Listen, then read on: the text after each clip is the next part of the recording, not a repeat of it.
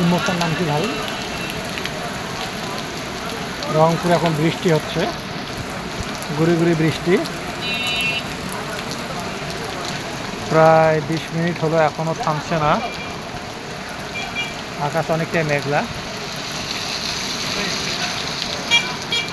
এই মোড়টার নাম কি?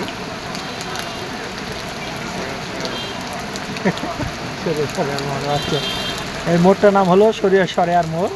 সুপারের একটু সামন দিকে আর কি, দোয়েল চত্বরের পশ্চিম পাশে, তারপরে জাহাজ কোম্পানির মোড়ের পশ্চিম পাশে আর কি। জায়গাটা অনেকে চিনে থাকেন। ও কি জোরে বৃষ্টি!